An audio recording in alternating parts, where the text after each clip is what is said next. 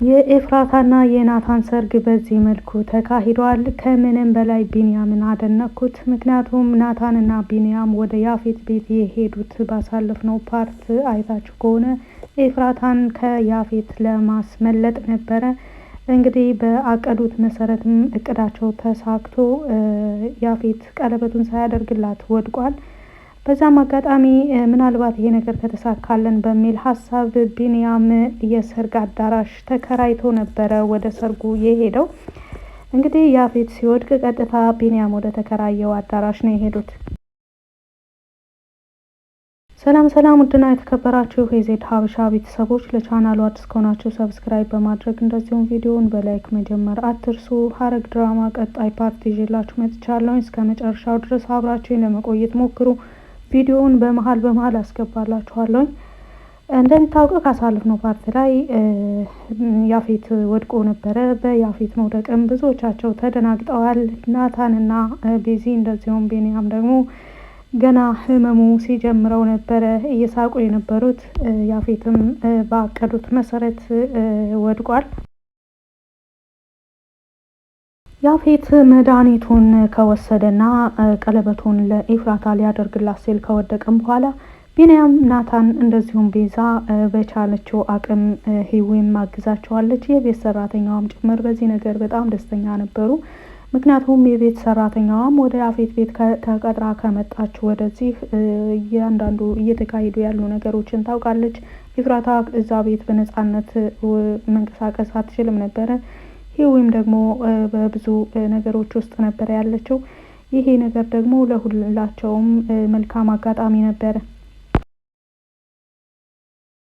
ወይዘሮ ገነት ግን ምንም የምታውቀው ነገር ስለሌለ እርግጥ ያፌት ለልጇ ለኤፍራታ እንደማይገባት ብታውቅም ልጇ ኤፍራታ እውነት ያፌት ወዷትና እሷ ደስተኛ ሆና እሱ ጋር እስከኖረች ድረስ ምንም አይነት ችግር እንደሌለባት ተናግራለች። ባሳለፍነው ዙር ከያፌት ጋር ፊት ለፊት በመቅረብ ያፌት፣ እኔ በእናንተ በሁለታችሁ ጥምረት ምንም ችግር የለብኝም፣ ነገር ግን ልጄ ደስተኛ ስትሆን ብቻ ነው ማየት የምፈልገውን በማለት ተናግራ ነበረ። ምክንያቱም ናታን ጋር እያየችው የነበረው ነገር ያን ያክል ደስ ያስባላት አልመሰለም። ምክንያቱም ኤፍራታ መጀመሪያውኑ ናታን እንዲጠላት ነው የፈለገችው። እንዲጠላት በመፈለግ ብቻ ሳይሆን ከሱ መራቋ እሱን እንዳይጎዳው በማሰብ ነው ይሄንን ነገር ልታስብ የቻለችው እንጂ የእውነት እንዲጠላት ብቻ ፈልጋ አይደለም። እሱ እንዳይጎዳ በማሰብ ነው። እንግዲህ ወይዘሮ ቤዚ ማንነቷን ሙሉ ለሙሉ ቀይራለች ማለት ይቻላል። በተለይ እስር ቤት ሄዳ ከመጣች ወደዚህ አንዳንዴማ ውስጥሽ ሌላ ቤዛ ያለች ያክል ሁሉ ይሰማኛል በማለትም ነግሯታል ናታን። እንዳያችሁት አሁን በጣም ሌላ ሰው ሆናለች። የአሁኑ ማንነቷ በጣም ደስ ይላል። ምን አስባ እንደሆነ ባላውቅም፣ ነገር ግን ከእስር ቤት ስትመጣ እያንዳንዳችሁ ቤቴ ያላችሁ ሰዎች እያንዳንዳችሁ በተራ አስወጣችኋለሁ ብላ ስትፎክር ነበረ። ምናልባትም የዛ ነገር ስራው የጀመረችው ይመስለኛል። ምክንያቱም ሁሉም ነገር በፍቅር እንደዚህ በማስመሰል እንደሆነ ገብቷታል። ከምንም በላይ ግን ቤዚ የተቀየረችበት ነገር ለኤፍራታ ባላት ነገር ነው። ለኤፍራታ ያላት ነገር ቤዚ ሙሉ ለሙሉ ተቀይሯል። ኤፍራታ እህትሽ ናት ስትባል አትወድም ነበረ። አሁን ግን እህትሽ ናት ስትባል ትስማማለች በዚህ ነገር እና ኤፍራታና ቤዛ መካከል ያለው ነገር እየተስተካከለ የመጣ ይመስላል።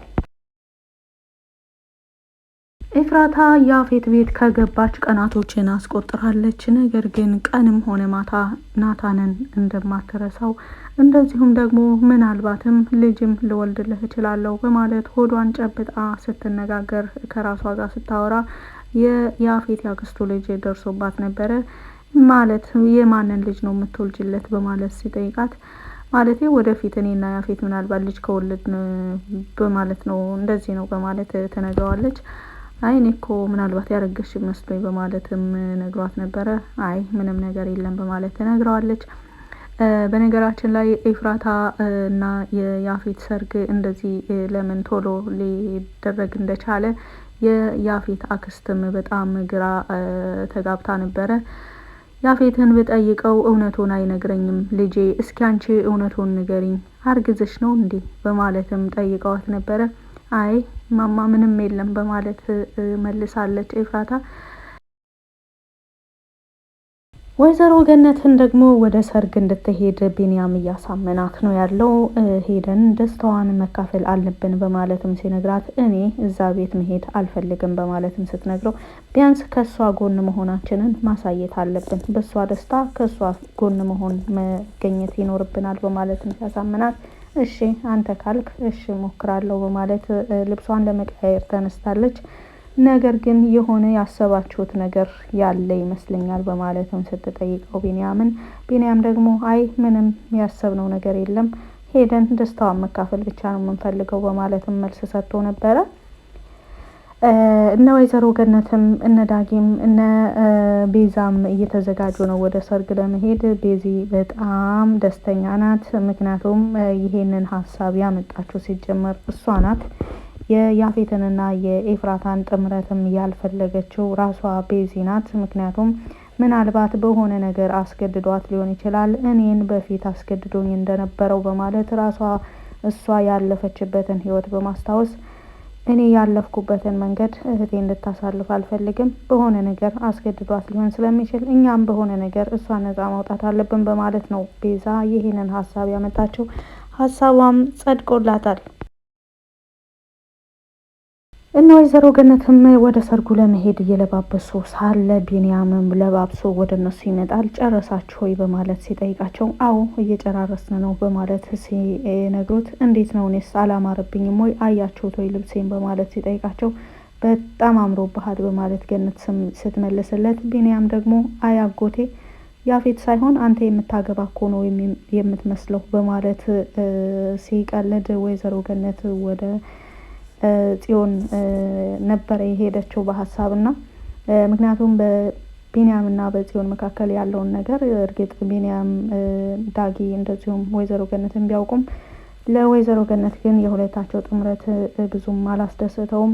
እንደ ልጄ እንደ ኤፍራታ እንድትሆን አልፈልግም በማለት ነግራው ነበረ ከአሁን በፊት ቢንያምን። ጽዮን ቤዛና ናታን ወደ ያፌት ቤት ደርሰዋል። ሰርጉ ቤት ማለት ነው። አቀባበልም ተደርጎላቸዋል። አቀባበል ያደረገላቸውም የያፌት ያክስቱ ልጅ ነው። እንደዚሁም ጽዮንን ወዳታለሁ ስለሚል ጽዮንን እንዳጋጣሚ እጇን ነበር ጎንበስ ብሎ የሳመውና ምን ማለት ነው የማታውቃትን ሴት እጇን መሳም በማለትም ናታን ብዙም ደስተኛ አልነበረም። ይቅርታ በማለትም ልጁ ጠይቆ እነሱ ከተቀመጡ በኋላ ወደ ሰራተኛዋ ነበር የሄዱት። ይህ ሰውዬ ማን ነው በማለትም ጠይቀዋለች ሰራተኛዋ። ይሄ ማለት ናታን ነው በማለትም መልስ ሰጥቷት ወደ ስራው ይሄዳል።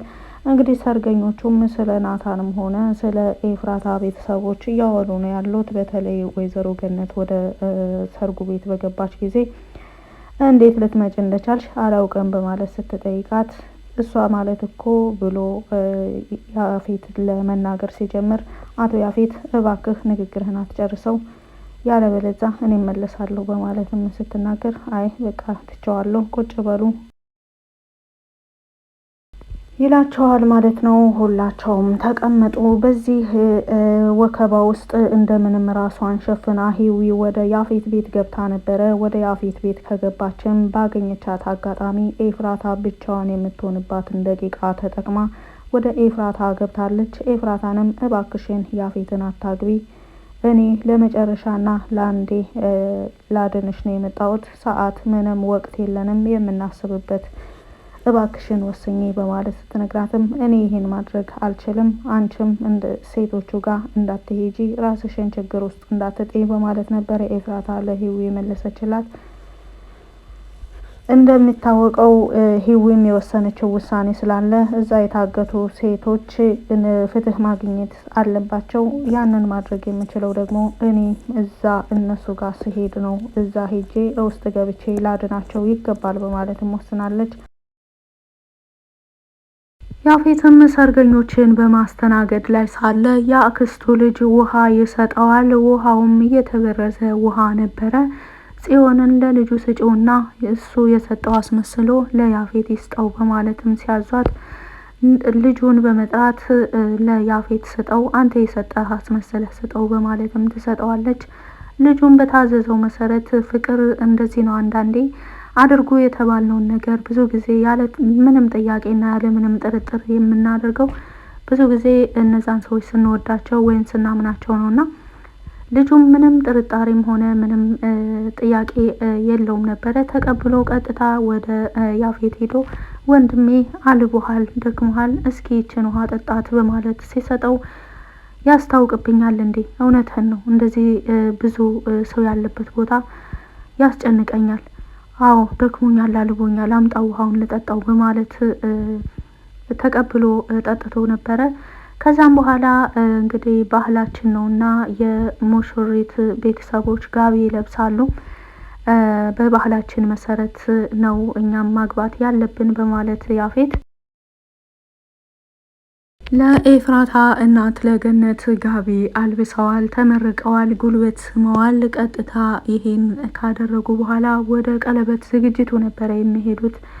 በተባሉት መሰረት እንግዲህ ሁሉ ነገር እስከዚህ ድረስ ጥሩ እየሄደላቸው ነበረ።